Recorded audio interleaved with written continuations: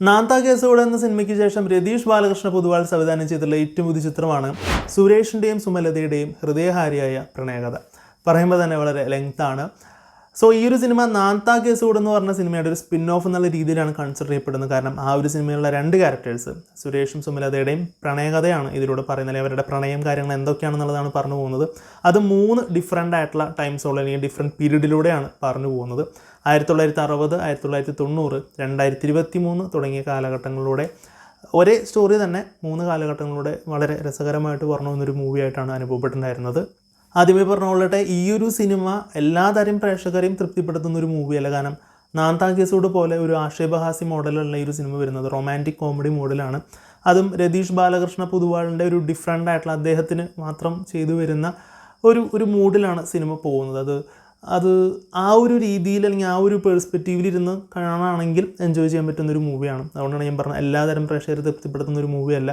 കാരണം അത്ര വലിയൊരു എൻ്റർടൈൻമെൻറ്റ് ഫാക്ടർ, ഒരു തിയേറ്റർ മെറ്റീരിയൽ സംഭവങ്ങൾ കാര്യങ്ങളൊന്നും തന്നെ ഈ ഒരു സിനിമയില്ല. ബട്ട് നിങ്ങൾ ഈ സിനിമയിൽ ഇറങ്ങി ഇരുന്ന് കുറേ കാര്യങ്ങൾ ഒബ്സർവ് ചെയ്ത് കാണുകയാണെന്നുണ്ടെങ്കിൽ ഒരുപാട് കാര്യങ്ങൾ നിങ്ങൾക്ക് എൻജോയ് ചെയ്യാനായിട്ടുണ്ടായിരിക്കും എന്നുള്ളതാണ് ആദ്യമേ തന്നെ പറയാനായിട്ടുള്ളത്. സോ സിനിമയെ പറ്റിയിട്ട് ഡീറ്റെയിൽ ആയിട്ട് പറയുകയാണെന്നുണ്ടെങ്കിൽ ഈ ഒരു സിനിമയുടെ പ്ലോട്ട് എന്ന് പറയുന്നത് സുരേഷിൻ്റെയും സുമലതയുടെയും അവരുടെ പ്രണയം കാര്യങ്ങളാണ്. സോ അവരുടെ പ്രണയത്തിന് വേണ്ടിയിട്ട് അവർ ഒരു നാടകത്തിലൂടെ അവർ ഒന്നിക്കാനായിട്ട് ശ്രമിക്കുകയാണ്. നാടകം ഒരു മാർഗമാക്കി എടുക്കുന്നു.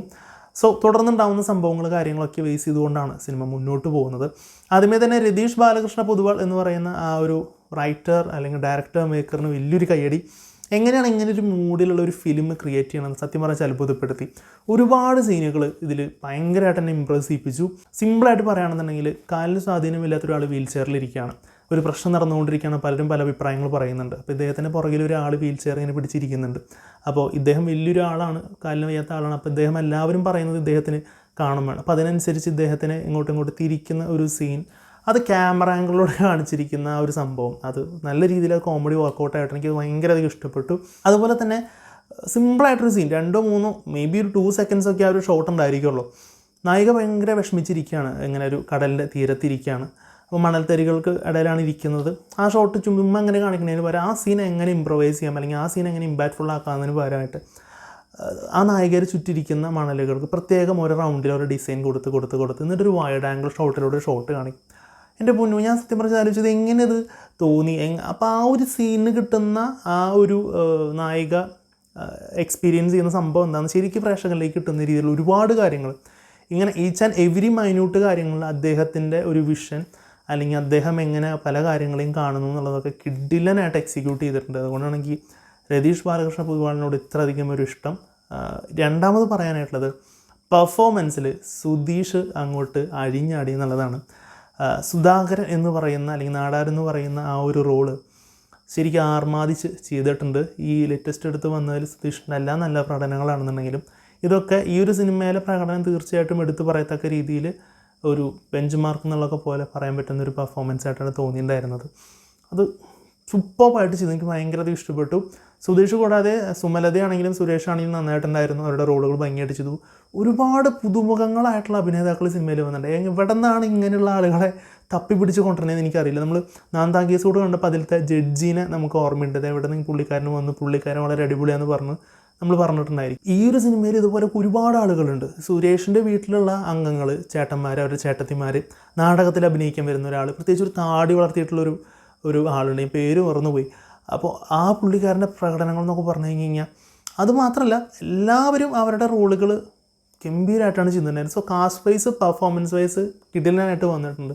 ടെക്നിക്കൽ സൈഡ് നോക്കുകയാണെന്നുണ്ടെങ്കിൽ നേരത്തെ ഞാൻ പറഞ്ഞ പോലെ തന്നെ സിനിമാറ്റോഗ്രാഫിയിൽ കൊടുത്തിരിക്കുന്ന പല പേഴ്സ്പെക്റ്റീവിലൂടെ കാണിച്ചിരിക്കുന്ന കാര്യങ്ങൾ അത് വളരെ സൂപ്പർബായിട്ട് വന്നിട്ടുണ്ട്. എഡിറ്റിങ് 3 കാലഘട്ടങ്ങളെയും മെർജ് ചെയ്തുകൊണ്ട് ഒറ്റ ഒരു സീൻ, ബട്ട് 3 കാലഘട്ടങ്ങളിലൂടെ കാണിക്കുന്ന ആ ഒരു സംഭവം അല്ലെങ്കിൽ 2 കാലഘട്ടങ്ങളിലൂടെ കാണിക്കുന്ന ഒരു സംഭവമൊക്കെ വേറെ ലെവലായിട്ടുണ്ട്. ആവശ്യമായിട്ടുള്ള രീതിയിലുള്ള ബാക്ക്ഗ്രൗണ്ട് സ്കോർ കാര്യങ്ങളൊക്കെ ഇങ്ങനെ സപ്പോർട്ട് ചെയ്തുകൊണ്ടാണ് ഇങ്ങനെ സിനിമ പോകുന്നത്. സിനിമയുടെ ക്ലൈമാക്സിലോട്ട് എത്തുമ്പോൾ 1000 കണ്ണുമായി എന്ന് പറയുന്ന ആ ഒരു ഗാനം, അതിൻ്റെ ഇമ്പോർട്ടൻസ് നമ്മൾ നാന്താ കേസോട് കണ്ടിട്ടുണ്ട്. ആ ഒരു ഗാനം ഇവിടേക്ക് കൊണ്ടുവരുമ്പോഴുള്ള ആ ഒരു ഇമ്പാക്റ്റ്ഫുൾ ആയിട്ടുള്ള ആ ഒരു സംഭവം അത് ശരിക്കും നമുക്ക് കണക്ട് ചെയ്യിപ്പിക്കുന്നുണ്ട്. ടോട്ടലി നമ്മളിങ്ങനെ സിനിമയോട് ഇഷ്ടമുള്ള ഒരാളാണ് അല്ലെങ്കിൽ ഒരു മേക്കിംഗ് സ്റ്റൈൽ കാര്യങ്ങൾ അതൊക്കെ ഒബ്സർവ് ചെയ്ത് കാണാൻ ഇഷ്ടമുള്ള ഒരാളാണെന്നുണ്ടെങ്കിൽ നിങ്ങൾക്ക് ഇങ്ങനെ കണ്ടിരിക്കുന്ന സമയത്ത് ഒരുപാട് കാര്യങ്ങൾ ഇത് കൊള്ളാലോ, ഇത് രസമുണ്ടല്ലോ, അല്ലെങ്കിൽ ഇവിടുത്തെ ഷോട്ട് കൊള്ളാലോ എന്നിങ്ങനെ നമുക്ക് ഇങ്ങനെ ഒബ്സർവ് ചെയ്ത് കണ്ട് ആ ഒരു മൂഡിൽ പോകാൻ പറ്റുന്നൊരു സിനിമയായിട്ടാണ് തോന്നുന്നത്. അതുമാതിരി തന്നെ സുധീഷും ഒരു സാന്റാക്ലോസ് ആയിട്ടുള്ള ഒരു ആക്ഷൻ സീക്വൻസ് ഉണ്ട്. സിമ്പിൾ സീനാണ്, പക്ഷേ അത് പ്രസൻറ്റ് ചെയ്തിരിക്കുന്ന രീതി വളരെ രസകരമായിട്ട് എനിക്ക് തോന്നിയിട്ടുണ്ടായിരുന്നു.